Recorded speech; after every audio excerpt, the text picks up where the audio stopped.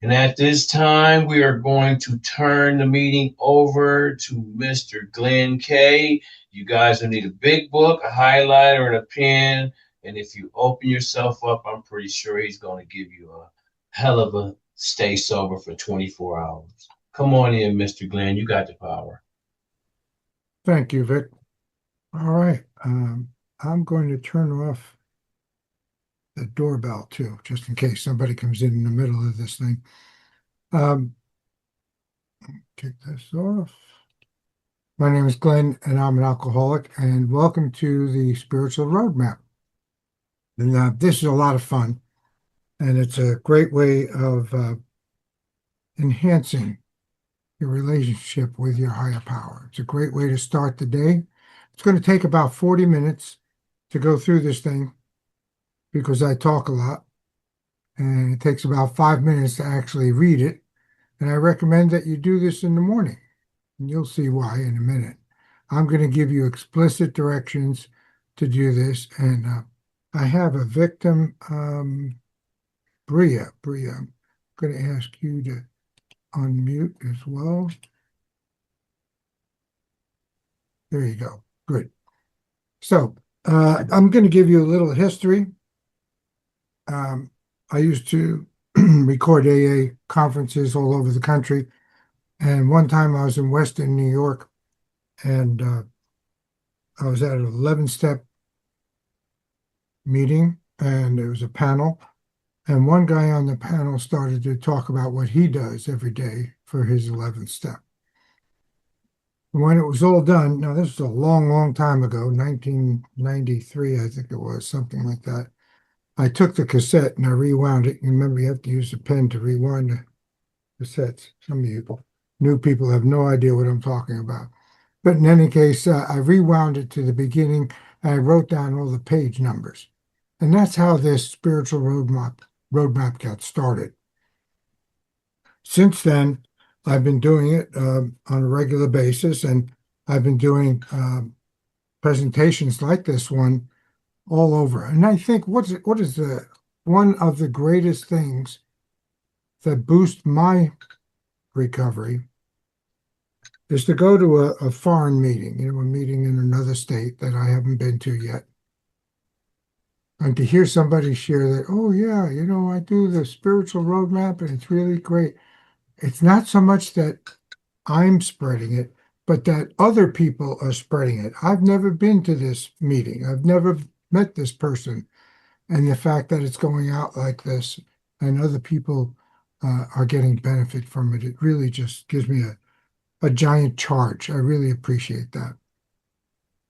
Okay, so to start off with, Bria, right? That's how you say your name, Bria? Okay.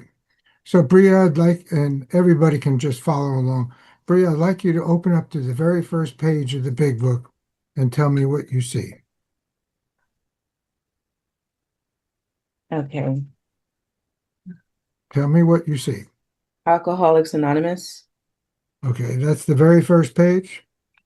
Yes. You see, a lot of people don't follow directions. And what we're going to do is to go into the big book and follow the exact directions and do exactly what they say, not what we think they mean. And that's where I don't know about you, but that's where I got into trouble. So we're going to go to the very first page. And in my book, the very first page is blank. It's the inside cover. Now, sometimes Bria has a soft cover. I know on the large print soft cover, yeah, see, your very first page is blank. Oh, this. Yeah, that's Okay. the very first page. Some people go to page one. Some people go to Bill's story, which is really page one. Remember, the doctor's opinion is in front of the Bill story, and that's Roman numerals. So they're all messed up. Some people go to the table of contents. We don't know where to go. But actually, the directions are really clear. So on page one, the very first page, you're going to take your pen and you're going to write page 86. See, we're building a roadmap, and this is going to be the first waypoint on our map. It's going to be the first place we go. So Annette, she asked me before this thing started, I hope I got the right first page. Well, I hope you got it now. After this whole thing is done, maybe we can open it up if we still have time for some questions and answers or discussion. All right, so on the very first page, you're going to write page 86. So now you know where to start your roadmap. Where do you think we go, Bria? To page 86. You got it. You got it. You understand. All right, so let's go to page 86. And a lot of these paragraphs, maybe your sponsor or you heard in a meeting and you heard these things before and you thought they were really, really fantastic and you've highlighted them before. That's okay. This is just a roadmap connecting various points in the big book, which when strung together seem to form a pattern. Okay. So on page 86, the second full paragraph down starts out on awakening. You're going to take your highlighter and in the margin, do a vertical line straight up and down from on awakening to the bottom of the page. Okay, then you're going to take your highlighter and on page 87, going to go from the top of the page to the bottom of that first paragraph. You're really a continuation of the stuff on 86. All right. So now you're going to start to read to me. Oh, we're going to also take a pen and next to those on page 86, next to on awakening, you're going to write the number 1 with a circle on it. And you'll see later on why we're going to do that. So, Bria, you're going to read to me, and I'm going to stop you at various times. I'm going to talk, okay? Because like I said, I love to talk. So, Bria, go ahead. You start to read, and I'm going to stop you soon. Okay. Bria D, alcoholic. No, we're on awakening, right? In that Yeah. paragraph? Yeah. Okay, go ahead. On awakening. Stop. When do you think we're going to do this? On awakening. When is that? When we first wake up. There's the instructions right there, you see? The book is clear-cut directions on how we're going to do this. So what are we going to do when we wake up? Keep going. Let us think about the 24 hours ahead. Stop. What does that mean? Plan out our day. Yeah, exactly. We're going to think about what's going to happen today. All right, go ahead. We consider our plans for the day. Mm-hmm. Before we begin, we ask God to direct Stop. us. Okay, ask. Every time you see ask, I take a pen and I draw a ring around the word ask. And really what that's doing is reminding me that we're praying to God. When we ask God, we're really praying. Okay, so we put a ring around that word ask. So before we begin, we ask God what? To direct our thinking, especially asking that it be divorced from self-pity, dishonest, or self-seeking motives. Yeah, okay. So now we're going to ask God to direct our thinking so that it be divorced from self-pity, dishonest, or self-seeking motives. We're in step 11 now. You're going to see that we're going to be in various different steps, not necessarily in order. But here we are. We're going to ask him that we be divorced from self-pity, dishonest, or self-seeking motives. How come? Why do we want to do this? Read the next line. Under these conditions, we can employ our mental faculties with assurance. For after all, God gave us brains to use. Okay, and here comes a promise. Every step has a promise. This is one of the 11-step promises. Go ahead. Our thought life will be placed on a much higher plane when our thinking is cleared of wrong motives. Yeah, you see, if I'm clear of wrong motives, of course, I'm going to be on a much higher plane. when I'm thinking of those self-pity, dishonest, and self-seeking motives, I'm not going to be on a higher plane, right? You understand that? Okay. So continue reading. In thinking about our day, we may face indecision. Okay. So certain indecisions are going to come up. Do I need to buy milk? I think I was low on gas. My gas light on in the car was on. I think I need to stop for gas. Well, do I stop for gas at the Citgo or at the Sunoco or Mobile? These are all little indecisions, right? Do I need to call my sponsor? Do I need to read the big book? Do I need to do the spiritual roadmap? These are all indecisions. Okay, keep going.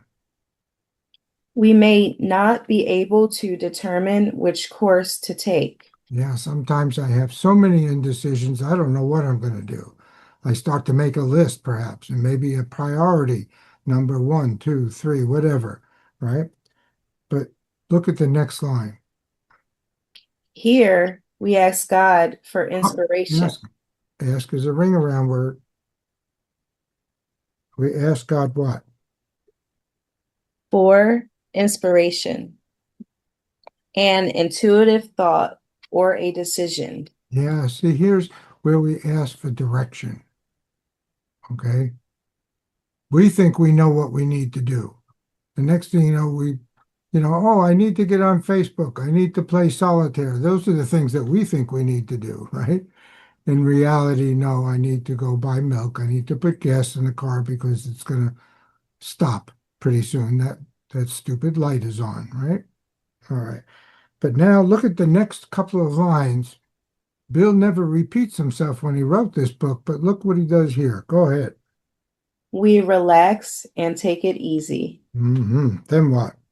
We don't struggle. Yeah, he wants you to really take it easy. So we got this list of things that we think we need to do today, right?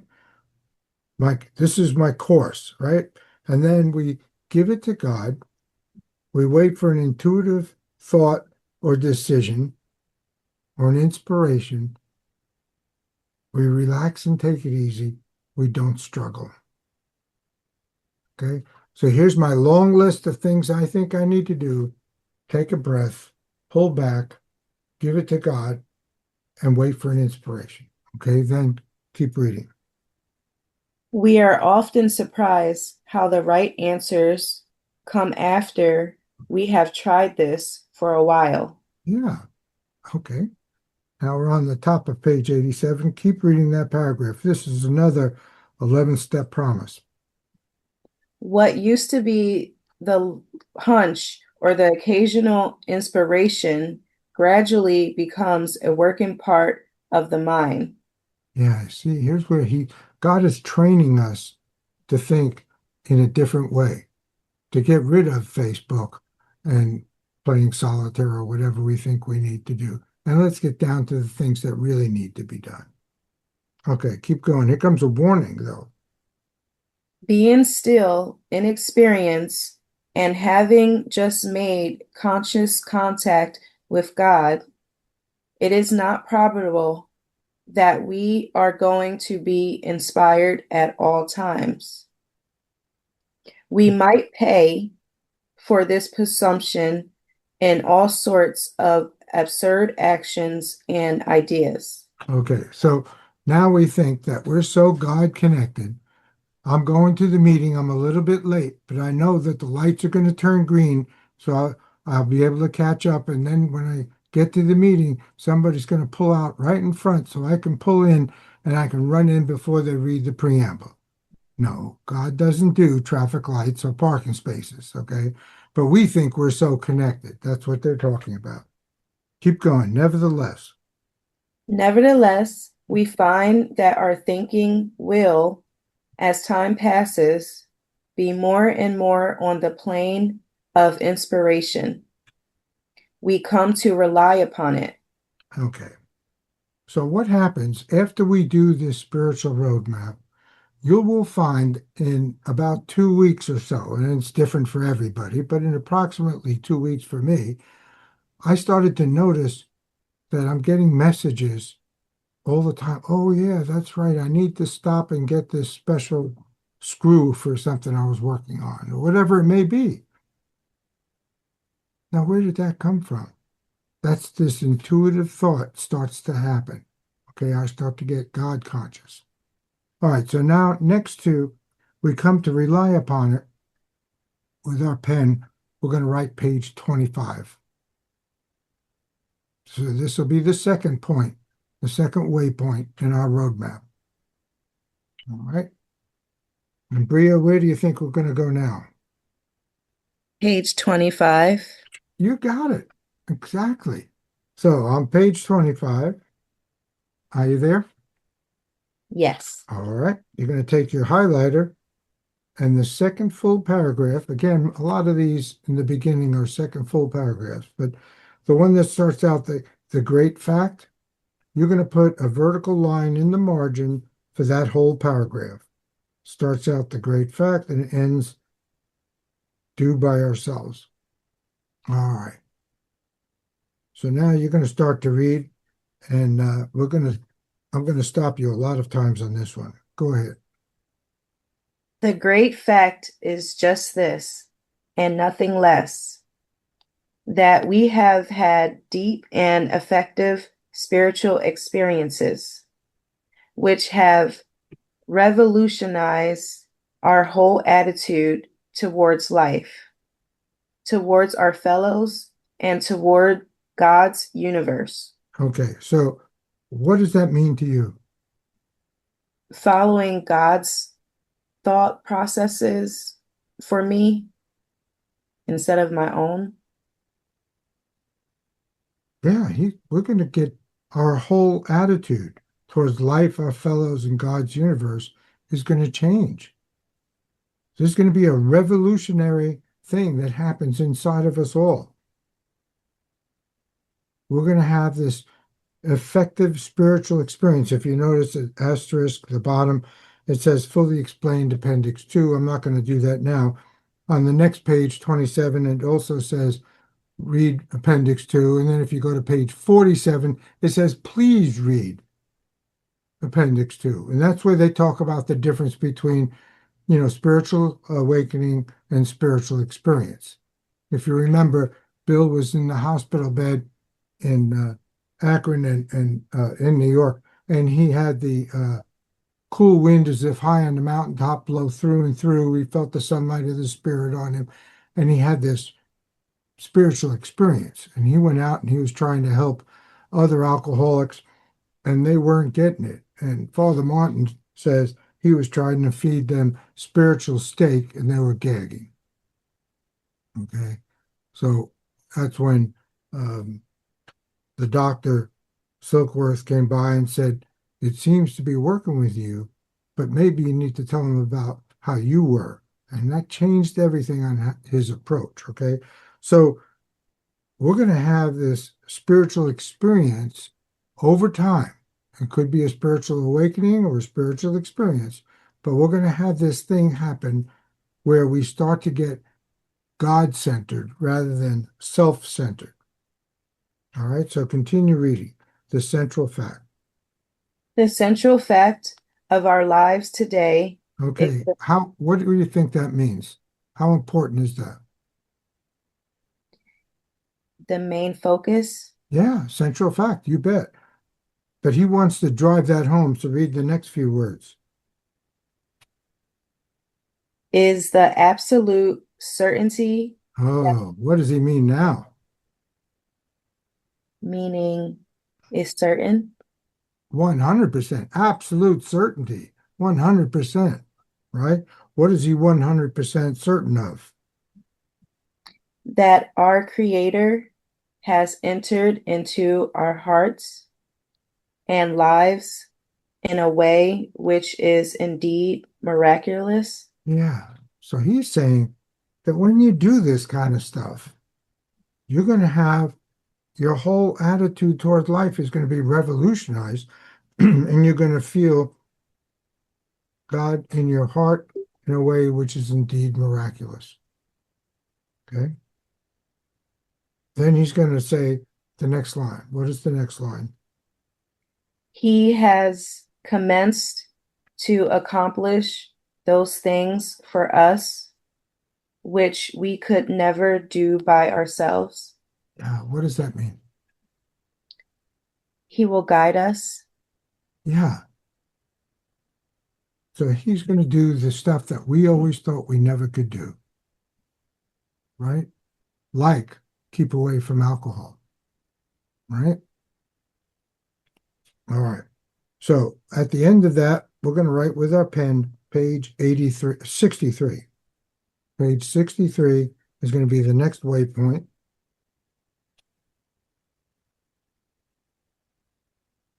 And again, when we go to page 63, sometimes our sponsors have already told us, oh, yeah, I want you to read this on a regular basis. Well, that's okay. You can do what your sponsor says. I'm not saying don't. This is just part of the roadmap. We're going to highlight in the second paragraph, there's stuff that's in quotes. It says, we were now at step 3. Many of us said to our maker as we understood him, quote, you're going to highlight with your highlighter the next 6 or 7 lines that's in quotes. Okay? Then with your pen in the margin next to that, you're going to write third step prayer. 63 is the page. The second paragraph on 63, only the stuff in quotes. You can write third step prayer with your pen on the side. And then underneath that, you're going to write the word knees, Knees. Now, what that means is I prefer you do this on your knees. We don't have to do this today, but when you do this on your own, you're going to do it on your knees. Okay, that just shows a little more devotion. Now, some people take their big book and put it by their nightstand because it does say, as you read before, on awakening. So I'm still in bed. On awakening, I roll out of bed and I jump on my knees and I get the book that's on my nightstand and I read all of this on my knees. We can do that. That's fine. But this page and the next one, I recommend you do on your knees. This is the third step prayer. So you're going to read this to me all the way through, and then I'm going to ask you, what does it mean to you? Go ahead, Bria. So that whole paragraph? God, I offer myself. Okay. God, I offer myself to thee to build with me and to do with me as thou wilt. Relieve me of the bondage of self, that I may do thy will. Take away my difficulties, that victory over them may bear witness to those I would help of thy power, thy love, and thy way of life. May I do thy will always. Okay. So what does that mean to you? Sometimes people get hung up with this thee, thy, though, and all these seemingly archaic words. So if you notice, 1, 2, 3, 4, 5, 6, 7, eighth line up from the bottom. You just have to notice this part. It starts out on the right-hand side and it says, the wording was, of course, quite optional so long as we expressed the idea. Okay? So just give me the idea of what you think that reading means. Meaning I'm doing God's will throughout the day and not being self-centered and helping others.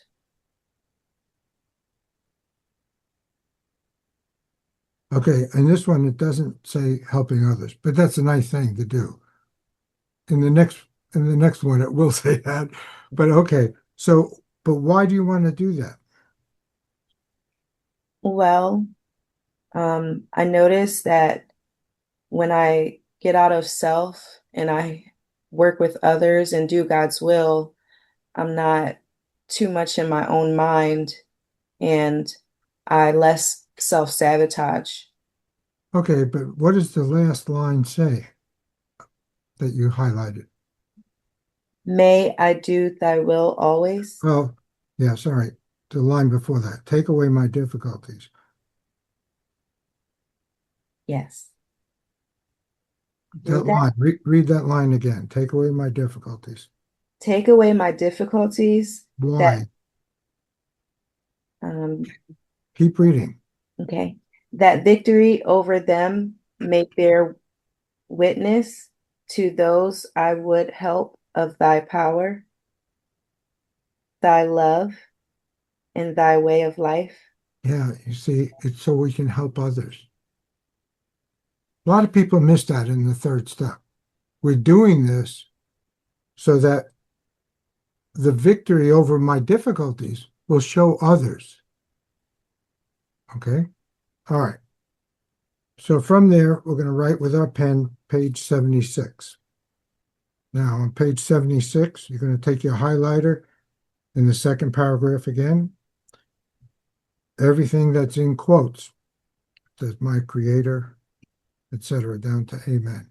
So it's about little over 6 lines. Then you're going to take your pen in the margin and you're going to write seventh step prayer. And under that with your pen, you're going to write knees, Knees. So for these 2 paragraphs, the third step, and here's the seventh step prayer, we're going to do on our knees. Like I said before, some people do all of this on our knees. It's okay. Okay. Which should I highlight on page 76? On 76, the second paragraph, it says, when ready, we say something like this, and then quote. Highlight those 6 or 7 lines that are in quotes. And it ends with amen. Okay? And going to write the seventh step prayer in the margin and underneath that, knees. Okay? Are you ready, Bria? Yes. All right. You want to read it to me then, please? My Creator, I am now willing that you should have all of me, good and bad. I pray that you now remove from me every single defect of character which stands in the way of my usefulness to you and my fellows. Yeah, you see, that's what we're trying to do. We're trying to be useful to others. Keep going. Grant me strength as I go out from here to do your bidding. Amen. All right. Now, some people say there's no amen after the third step prayer because from step 3 through step 7, we're all in prayer. I'm just telling you what some people say. I don't know if it's true or not, but there you go. What does that mean to you now? What does that paragraph mean?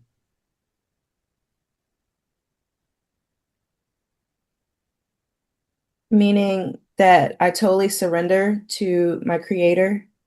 Well, it means a little bit more. On the third step, you did that. And then I don't know if you've gone through steps 4, 5, 6, but really, when you go through step 4 and 5, you're identifying your character defects. Okay. And then 6, you get ready, and 7, you humbly ask God, take these away. And in the 7th step prayer, we're saying, I've learned that there are certain things that are blocking me from getting closer to you, God. Take these away. Okay, that's what we're saying here in this 7th step prayer. Take those things that are blocking me between me and you. Take them away. These are the things that have been obstructions for me to get closer to God. It may be the fact that I stole something and I never paid them back. It may be, I cursed somebody out. I did somebody wrong. Whatever it is, these are the obstructions for me to get closer to God. Does that make sense? Yes. Okay. So now at the end of that paragraph, after the amen, you're going to write page 77, which is going to be our next waypoint in pen. Page 77 is right across the street. And the 4th sentence down, you're going to take your highlighter and you're going to highlight our real purpose, that one sentence. So let's review up to this point so far. We said on awakening, let me think about the 24 hours ahead. I have certain things that I think I need to do. I'm going to think about them, but I'm going to give them to God. I'm going to relax, take it easy. I'm not going to struggle. Then I'm going to go to page 25 where it says the great fact. The great fact is that he can do for me what I can't do for myself, right? And then in 63, it says, okay, like you said a moment ago, I surrender. I surrender to you, God, right? And here in the seventh step prayer, we say, take away everything that is blocking me from getting closer to you, God. You starting to see the pattern? Okay, now read page 77. Where it's highlighted. Our real purpose. It starts out that sentence. Okay. Our real purpose is to fit ourselves to be of maximum service to God and the people about us. Yeah, that's our purpose. Isn't it cool to know your purpose on this earth? Holy cow, I thought my purpose was to make lots of money, get 2.5 kids, split rail fence, cat and a dog, new car, big car. Right? That's not my purpose. My purpose is to be of service to God and the people about us. So you see how all those things are setting me up to be of service. Now, personally, I have found when I'm in service, like doing what I'm doing right now today, my life goes great. I don't know why that is, because it doesn't seem like it would work. When I'm thinking about other people, when I'm helping other people, my life gets much better. It's crazy how that works. It really is.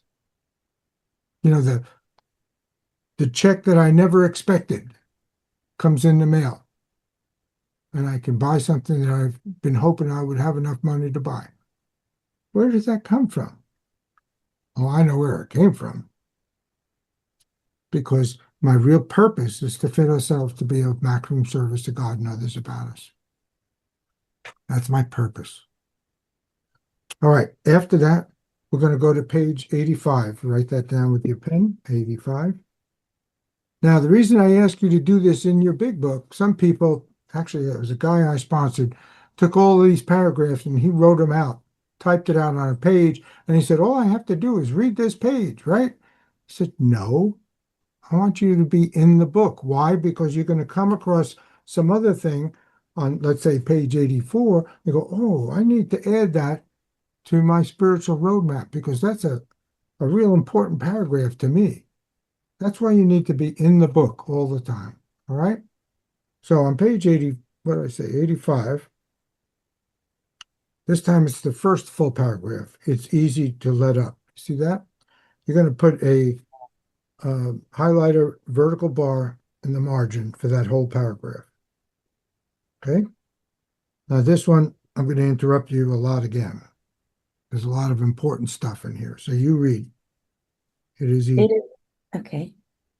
It is easy to let up on the spiritual program of action and rest on our laurels. All right. What does that mean? Rest on our laurels. I'm not sure. Yeah, that's okay. A lot of people are not sure. A lot of people don't ask questions. What does this mean? How can we do this book? How can we study this book if we don't know what things mean? Okay. So rest on our laurels, I'll show you in a picture. Oh, I'm recording this audio. I have my hands behind my head. I'm leaning back on my chair and I'm saying, I got this. I'm going to stay sober today on yesterday's meeting. That's resting on my laurels. Another word for that is complacency. I'm going to be complacent. I got this. Don't worry about it. I got it from here. Thanks, God. I got all the good things coming to me. The wife lets me sleep in the big bed now. I got the job that I was looking for. I got it from here. There's a guy I work with that says, don't let let me see if I can quote it now. Don't let the things that the benefits that you got out of AA take you out of AA. You know, a lot of times when we get the woman back or the spouse, when we get the spouse back, when we get the new car, when we get the job, when we get out of jail, we don't have to go to jail. We're standing in front of the judge and he says, okay, just go to drug court and you'll be okay. We go, whew, got that covered. And then we forget about AA. We forget about our real purpose is to be of maximum service to God and others about us. All right, so that's resting on our laurels. Keep going. We are Oh, headed this is a warning. Go ahead. for trouble if we do, for alcohol is a subtle foe. Subtle foe. Okay, what does that mean? We're headed for trouble if we do, for alcohol is a subtle foe. What is a subtle foe? I'm not sure. Okay, it's a sneaky son of a gun. And it's a foe, it's an enemy. It's a sneaky son of a, I was going to say something else, but I'm recording this one. It's a sneaky son of a gun enemy, right? Alcohol is a sneaky guy. It's going to get me when I'm not looking. All right, read the next line. We are not cured of alcoholism. Uh-oh. Here comes the punchline of this paragraph. Go ahead, keep going. What we really have is a daily reprieve contingent on the maintenance of our spiritual condition. All right. There's a lot of words in that I'm not sure everybody understands. What we really have is a daily reprieve. What is a reprieve? I think it is starting over. Kind of. Kind of. It's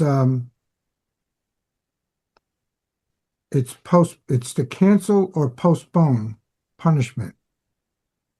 Okay? So if you're in jail and you're going to get the electric chair and it's coming up on midnight and you're waiting for the governor to give you a reprieve. That's where he picks up the phone and says, you know what? Let the guy go. Don't shoot the juice to him. Right? All right. So we're granted a daily reprieve. I'm granted a daily postponement. What? Contingent. What does contingent mean? I'm not sure. Based upon. Okay. So I'm granted a postponement of my punishment based upon what? The maintenance of my spiritual condition. Oh, I got to maintain my spiritual condition all the time. And if I do that, I can postpone my my my punishment for alcoholism. Does that make sense? Yes. Okay.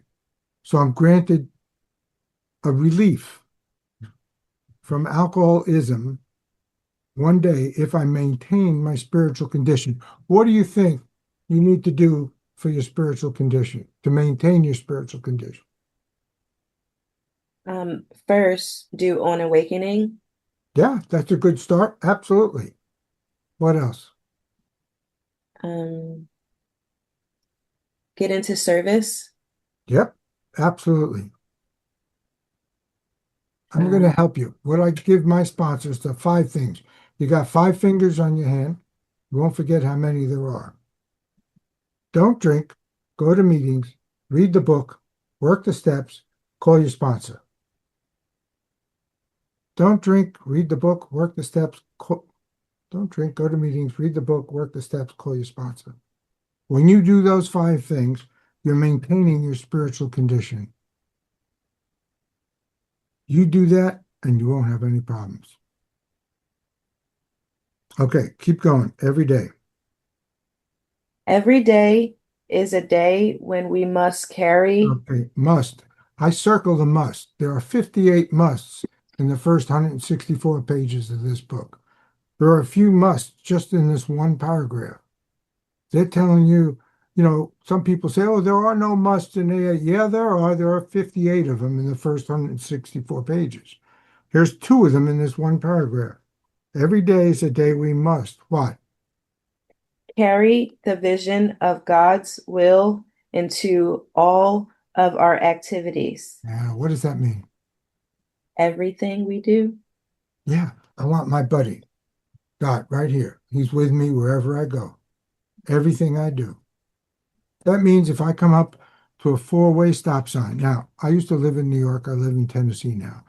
In New York, when you come up to a four-way stop sign, it's whoever can get to the intersection first. Here in Tennessee, it's, oh, you go first. No, no, no, you go first. No, I insist you go first. That's just a little joke. Sorry about that. All right, so we must carry the vision of God's will into all our activities. Keep going. How can I best serve thee? Thy will, not mine, be done. Yeah, how can I best serve you? What can I do to help you, God, to help carry the message? Here comes another must. Keep going. These are thoughts which must go with us Must is a constantly. ring around word. Must go. Go ahead. Okay. Circling must. We can exercise our willpower along this line all we wish. It is the proper use of the will. All right. Isn't that interesting? What step did the will come up before?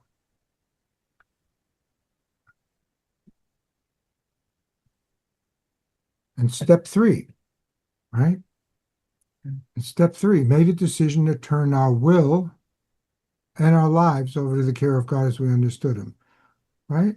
So what is our will? Our will is our thinking. You know, like when you die, our last will and testament is the thinking, before I croak, I want my wife to get the house, I want my son to get the car, whatever it may be. That's my thinking prior to dying, right?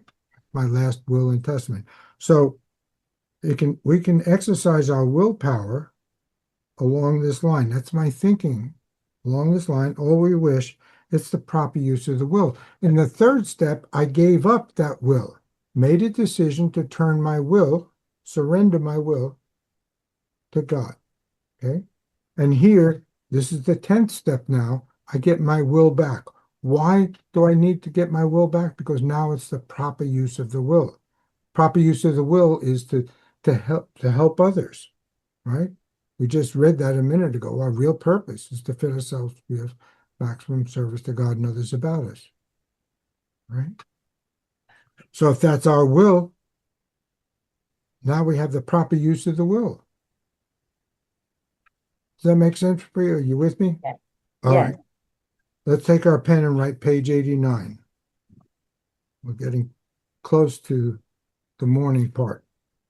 This is the last of the morning part. On page 89, you're going to take your highlighter in the margin, vertical line, for the first two paragraphs.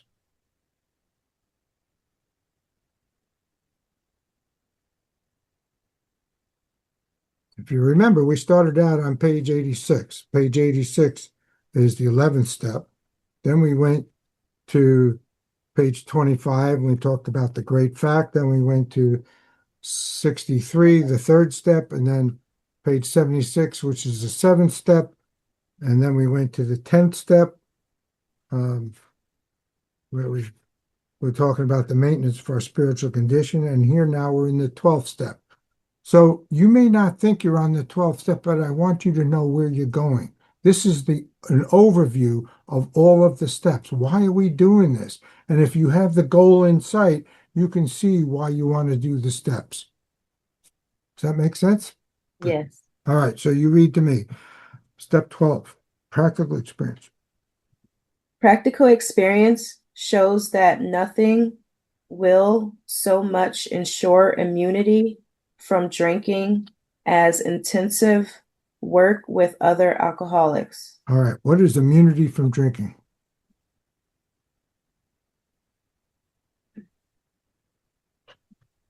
Not sure. Okay, we had COVID a while ago, and some people said, if you take a vaccine, you'll be immune to COVID. Okay, and here they're saying we can ensure, that means you guarantee, right? We can ensure immunity from drinking. Well, that would be something I would want to do. How do I have to do that? intensive work with other alcoholics. What I'm doing with you folks this morning probably is going to give me immunity from drinking for the rest of the day. I feel good today. Can't help you about tomorrow. I may drink tomorrow. I don't know. I'll wait for that. We'll see what happens. But I've been doing this program 38 years now, one day at a time. If I do something like this today, I probably won't drink. And I can pile up the days, then pile up the months, then pile up the years. And that's how it happens. All right, keep going. It works. It works when other activities fail. Yeah, I've tried to stop drinking all my life. I promise. I'll tell you what, I don't have a picture of it. I used to have a picture right behind me. Actually, yeah, I have a picture of my last drink. I promised my wife I would never drink again. That'd be it. I'm done. I had some kind of a crisis, and that was it. 10, 12 days later, a friend of mine came over and said, "Hey, just made this latest batch of wine. You got to taste it." Yeah, sure. And here I am drinking this glass of wine. That was my last drink. It works when other activities fail. You see, my best thinking thought I could stop drinking. I needed to do a complete and unconditional surrender. All right, keep reading. It works. Oh, you just read that. This is our 12th suggestion. Yeah, so this is our 12th step. Go ahead. Carry this message to other alcoholics. All right, are you ready for the test? Here we go. It says, carry this message to other alcoholics. What's the message? That Pop quiz. Okay. Oh, that the steps work. Kind of. That you probably won't drink today if you help another alcoholic. That's the message. Okay. Yeah. All right, keep going. You can help when no one else can. Yeah. I used to go to a psychiatrist, pay him $100 an hour and lie to him. Do you drink? Oh, yeah, occasionally, like on weekends and holidays. I drank all the time. Do you do drugs? Oh, God, no, never. I mean, I was a garbage head. Here I am paying the guy $100 an hour. He's not helping me. All right, keep going. You can secure their confidence when others fail. Remember, they are very ill. Yeah, one alcoholic talking to another alcoholic is the best way to do it. My psychiatrist couldn't convince me that he didn't know that I had an alcoholism problem. He couldn't tell. All right, keep going. One more paragraph. Life will take on new. These are the 12-step promises. Like I said, there are promises in all the steps. This is the 12-step promises, this paragraph. Okay. Life will take on new meaning. To watch people recover, to see them help others, to watch loneliness vanish, to see a fellowship grow up about you, to have a host of friends. This is an experience you must not miss. Must. Ring around word, must.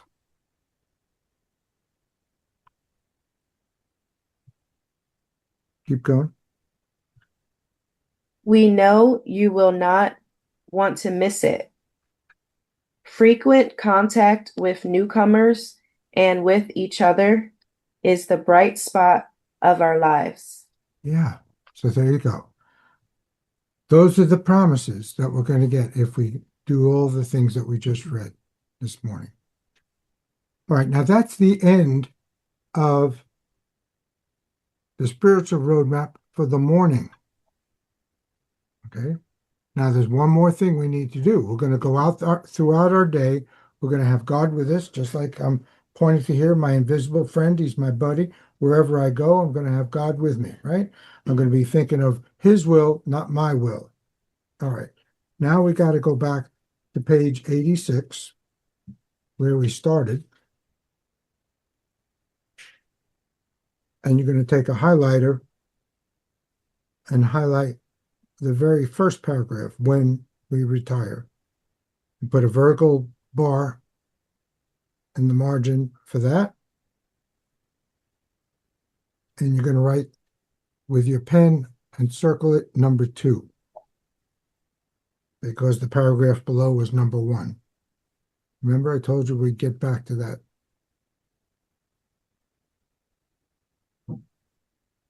Okay, Bria, go ahead. Okay. When we retire at night, Stop. When do you think we do this? at night, Yeah, when we go to bed. When we retire at night is when we go to bed. All right. Go ahead. we constructively review our day. Okay. Were we resentful, selfish, dishonest, or afraid? All right. Now, you may not notice because you haven't done, but in step 4, we're going to come up with these very things: resentments, selfishness, dishonest, and fear. So these are the things that came out of our inventory in step 4 and 5. So did we exhibit any of those things? That's what it's saying. Okay. Do we owe an apology? Oh, you read. I'm sorry. Do we owe an apology? Mhm. Have we kept something to ourselves which should be discussed with another person at once? All right. That's step 5. Okay. Keep going. Were we kind and loving towards all? What could we have done better? Were we thinking of ourselves most of the time? Remember, our thought life is to be thinking of what God wants us to do, not self, right? When I help you, I'm doing God's work. When I think of me, I'm just being selfish, self-centered, self-seeking, self-serving. All right, keep going. Or were we thinking of what we could do for others? Of what we Step could 7. That's step 7. That's what we asked ourselves. Our real purpose is to fit ourselves to be of maximum service to God and others about us, right? So that's step 7. Keep going. of what we could pack into the stream of life? But we must be careful, But not we what? must. Yep, we must.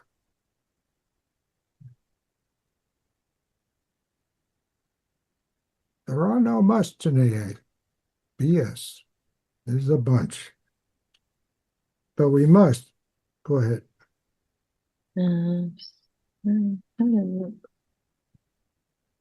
You're 5 lines up from the bottom of that paragraph. You find it? We lost your place? Yeah, okay, I see it. Okay. Be careful not to drift into worry, remorse, or morbid reflection, for that would diminish our usefulness to others. Yeah. See, he's always talking about our usefulness to others. And we don't want to diminish that. We don't want to reduce that. We want to be helpful to others. That's the deal. Okay. After making our review, we ask God's What? We ask. It's another ring around word. I'm going to pray.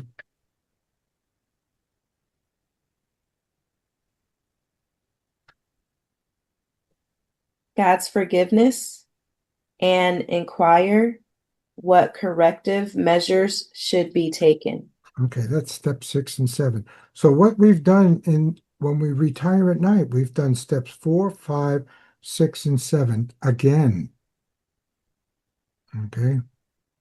So that's what we do at night. Now, I've taken some mind control courses, and what they tell us to do, if you have a problem, you have a glass of water by your bedside, you think of the problem, you take a drink, you drink half of the glass and put it on your bedside table. When you wake up in the morning, you drink the second half. It's the same thing as this.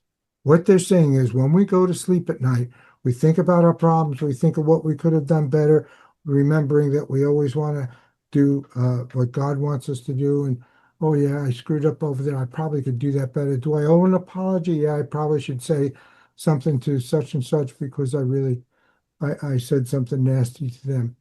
And then we go to sleep and we let God work on it. See, we don't have to work on these things. Then we wake up in the morning and we consider our plans for the day, and then we ask God for an intuitive thought, an inspiration, or decision. That's what you read first. And he's going to say, oh, yeah, don't forget, you need to apologize to so and so, and you need to do this over here because you made a mistake in that. Right? But that God worked overnight to tell us these things. All right, so that's the spiritual roadmap.